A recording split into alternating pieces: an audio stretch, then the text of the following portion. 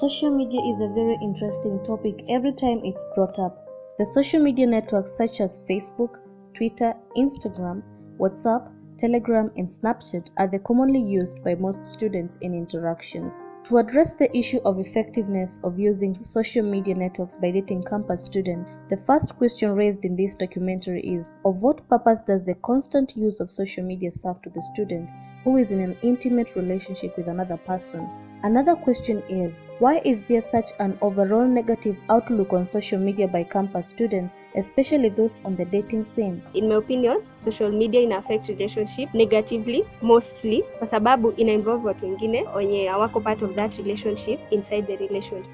In most cases, young people use social media platforms to interact, find love, advertise their businesses, search for jobs, and get an education. First impressions on social media also matter, because if you meet a person on social media and you don't happen to like them, you can always delete them. But if you happen to meet personally, you'll be seeing that guy, that chick all the time in school, everywhere. Others use social media platforms as archives of information such as Facebook, Instagram, Snapchat, and Twitter for their pictures and other pieces of information they wish to remember about in the future.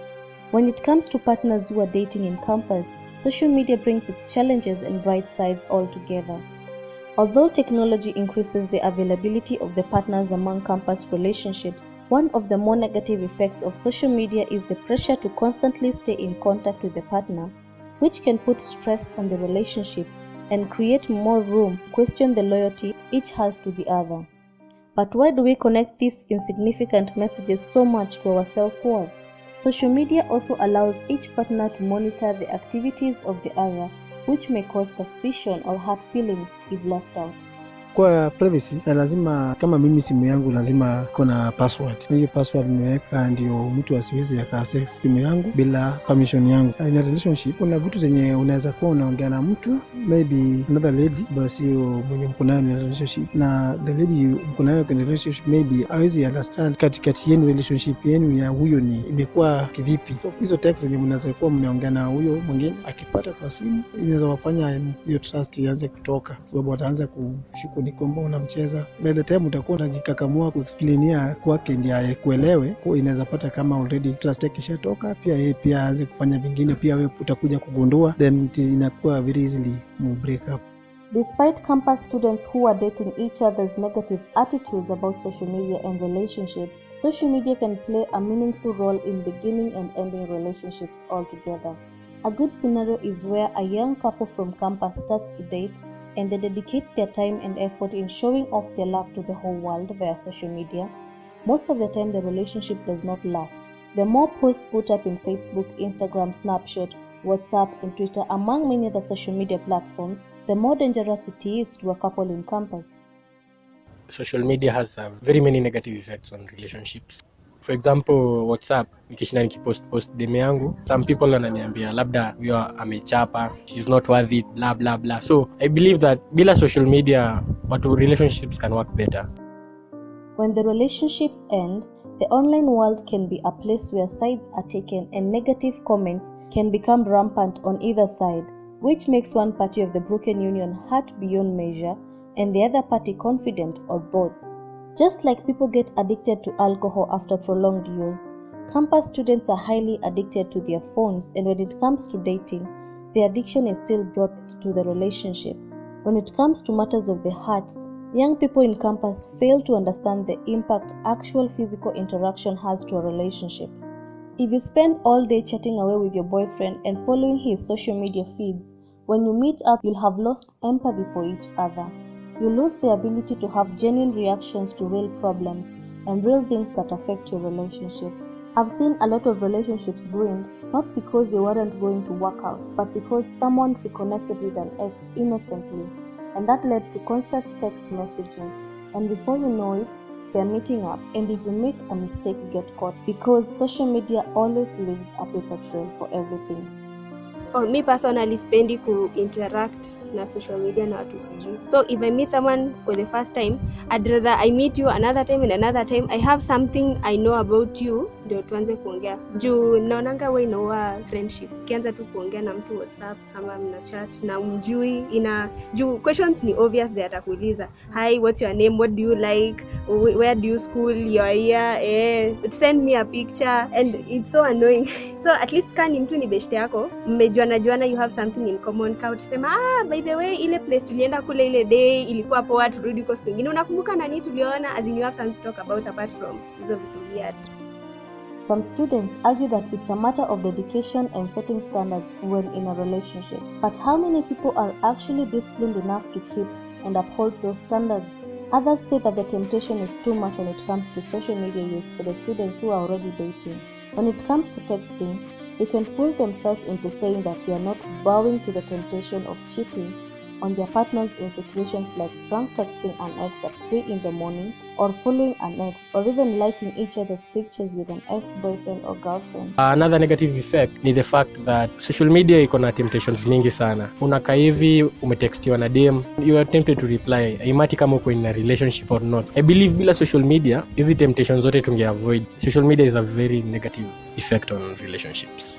I think that social media has helped to impact people's lives positively, because as long as you set limits between the two people that are dating, your relationship can be okay. It always depends on what the both of you have agreed on. As long as the both of you know each other's limits, you don't have to cross each other's limits, then you'll be okay. You won't have to indulge in the other person's business. You just stay on what brought you two guys together. The other major issue social media brings to students who are dating in campus is insecurities. For example, seeing your significant other in a picture with some other girl or boy sparks up jealousy of some kind to most students in campus. This builds up on the insecurities which later lead to a breakup of the relationship. Na feel insecure sana juu maybe madem mwingine anaweza kuwa ana chat nao WhatsApp, Facebook, Instagram, maybe wenye wanaweza kuwa intimate now, of which inaweza leta shida kati yetu. Nikaweza access simu yake alafu nisome hizo machats zake. The experience I had ndio ilifanya siwezi check simu za mtu. Hata mtu aniachie simu yake hapa hivi, ataipata tu hapo hivyo, unless nimuulize naweza access simu yako niangalie picha zako, lakini with text siwezi angalia juu naichukulia sahi kama ni privacy ya mtu. Juu kiangalia it can cause a breakup between you two people. There is a certain standard set by social media to campus students that destroys most relationships. So kuna expectations zenye public wako nayo about what your relationship should. Kisha hiyo kiwango inakaa ni kama you don't love each other enough, you're not good enough. Like una feel kama mna date, huyo be wako ndio anafaa kudominate account yako. Ukiweka watu wengine inakaa ni kama una cheat on them directly, and yet labda ni best tu na appreciate, ama maybe huyo mwenye umepost ndio ni trophy. Be wako yes unampenda, lakini uone ka atakubringia like, so hawezi impost, alafu inaleta tu mashida mo. Mabeshte zako wanajua everything about you, una feel pressure ya you have to reach a certain standard. Kama ni kwenda places, kuna places unataka uende juu watu wengine wanaenda huko, kosa kwenda huko na feel vibaya. Privacy is another aspect that social media users lack. In most cases, when a partner is caught cheating or in the wrong, it can either be due to someone hacking through your social media conversations or snooping. This is not a very good thing, as it has broken up countless relationships in campus.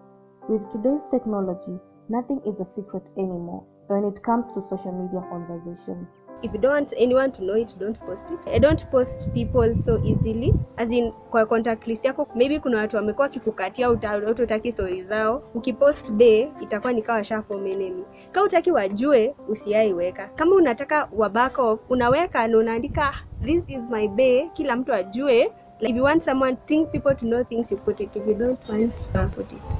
In conclusion, most people fail to understand that the relationship is between two people, and more physical interaction and communication strengthens their union than when they all entangle themselves in social media use.